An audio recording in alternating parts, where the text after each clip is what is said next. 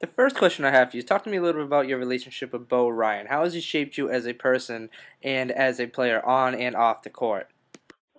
Coach Ryan helped me out a lot, developing as a player and as a person. Just as far as coming in every day and getting your work done. Your work ethic is the biggest thing with Coach Ryan, and you can't come in and slack off at all. That's not acceptable at Wisconsin, and you know that's something I learned early. It was never a problem for me, but it's just something that's really emphasized there. Oh, absolutely. You're kind of an eye-opener going up to the next level and, seeing as many guys as your talents competing for the same job. So that must be very tough and exciting at the same time. Speaking about transitioning from leagues, what transition was required from you playing in college to play at the professional level? What part of your game translates well into the professional league, and which part of your game required the most adjustment? I think offensively I can do a lot of things as far as just stretching the floor as a big man, being able to step out and shoot it, and also put it on the floor and make plays for other guys. And I think getting stronger is something that will help my game out a lot.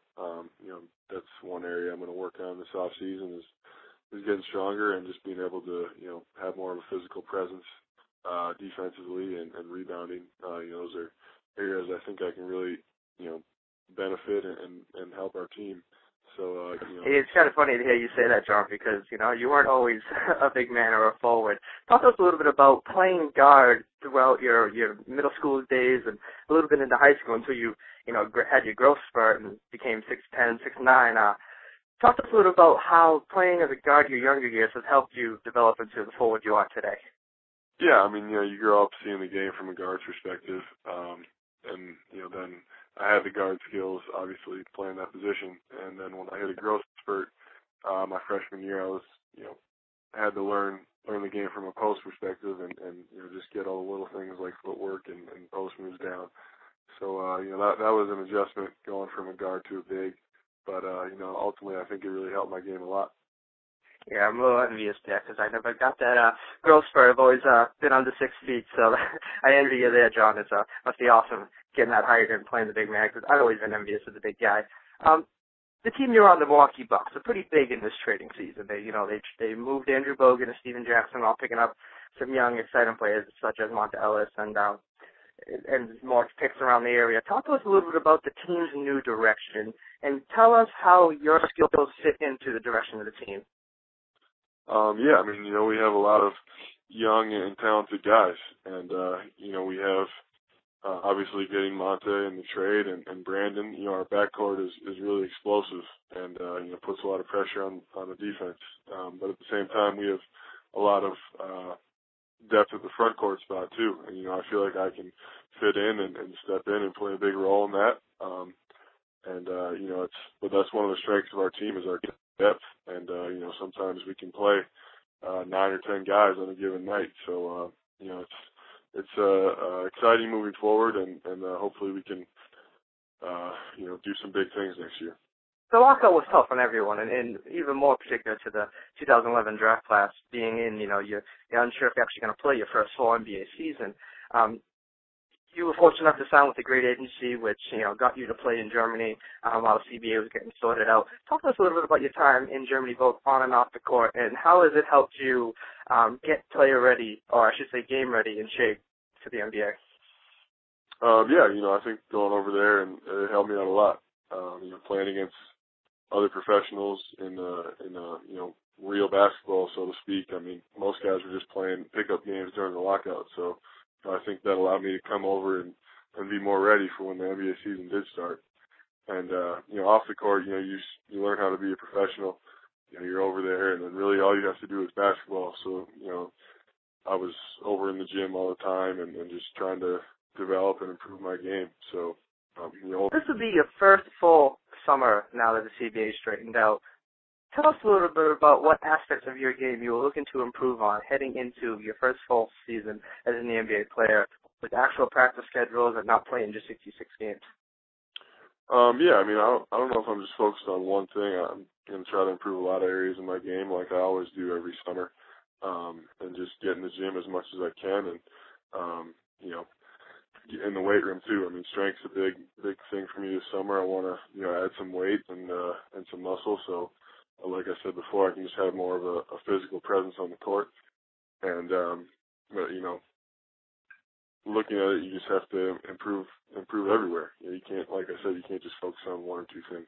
This question kind of ties into the first one with Bob Ryan. Scott Skiles is a very disciplined coach. Every coach has a unique style. Talk to us a little bit about your first year under Scott Skiles and how has he improved your game? Are there any particular areas that he really honed in on and had you focus more on? Well, I mean, yeah, there are some similarities between Coach Skiles and Coach Ryan.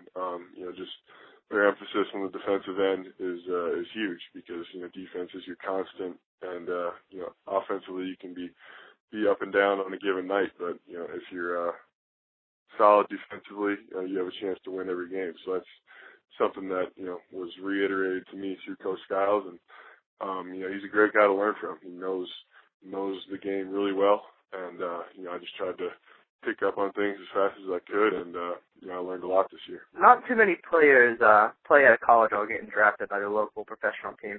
So since you're pretty familiar with the city, I'm going to ask you a kind of off-the-box question. What cities have you become fond of during your travels with the Bucks, and what makes those cities enjoyable when you visit? I mean, it was just cool to see all the major cities in the U.S. this year. That was one of the perks, I guess, of playing in the NBA, is just going around to the different cities, and sometimes you get a couple days there to walk around and see what all these cities have to offer. So that was kind of cool for me. I don't know if I could pick out one or two in particular. It was when you're in these cities, you just try to kind of, you're not there too long, but you just try to go to a certain restaurant that's famous or see something that's cool in the city, and I try to do that. Last serious question, then we'll get in a couple of fun, quick answer questions. Talk to us a little bit about the playoff race down the stretch. You guys, after the trade, kind of just went off with a bang. You were making a final playoff push. Talk to us a little bit about the mood and the intensity during that time up into the playoffs, and then talk to us a little bit about the emotion in the locker room during this postseason watching the other teams play. Yeah, well, I mean, obviously we were in a close race down the stretch, and, it really felt, I've never been in a playoff game, obviously, as a rookie, but, the intensity of those games down the stretch, I can imagine that's what a playoff game would be like because, every game was crucial down the stretch, and, we let a few opportunities slip away, which, ultimately led to us not making the playoffs. And, it's tough now to sit and watch and know, that's where we should be, and that's where, our goals were before the season was to be in the playoffs. So, but, you can't get too worked up about it. You have to just, use it as a motivation for next year to not let that happen. Absolutely, and I look forward to seeing the Bucks in the playoffs. I like to get a nice young roster there. Now some quick hits. Who do you like to win the NBA Finals this year? I think the Thunder will. That's an interesting pick. A lot of the sports writers and media kind of have the Heat or the Spurs, and Thunder's kind of moved down to that third spot. I honestly agree with you. I kind of don't know why, even though I favor the Spurs, but that's a nice pick. I like that. Which teammate on yours has the best fashion style, in your opinion? I'd have to go Sean Livingston. Okay, I could see that. Which teammate has the best music on their iPod? Best music on their iPod. I'm not. I don't look at everybody's iPod, so I don't know. But anyone playing music in the locker room more, controlling what we listening to? Larry Sanders. He's the one that dominates speakers whenever you guys are in the room. Yeah, when we go to the weight room, he'll put his iPod on. He's got some good jams on there. All right. Which teammate eats the most? Eats the most. I'd probably say myself. You're trying to gain that weight. I understand that. Yeah, trying to gain weight. So I'm eating 4 or 5 meals a day. Which teammate has the best sense of humor? Best sense of humor? I would say Drew Gooden. Okay. Chandler gave me an interesting answer as well. I was kind of shocked when he said Louis Scola. I pictured to be one of the young guys just always clowning around, but that was an interesting answer there. And my last quick question is, which teammate has the best trick shots when you guys are hanging around after practice? Oh, that's John Brockman, for sure. don't know if you've seen his Trickshot videos, but he's getting pretty big time into those. Yeah, I have seen a couple of them. I just wanted to know if there was anybody who could give John a little bit of run for his money. Yeah, maybe Monte Ellis, but John Brockman's the king of those right now. All right, well, I can't thank you enough, John, for giving me about 10 minutes of your time.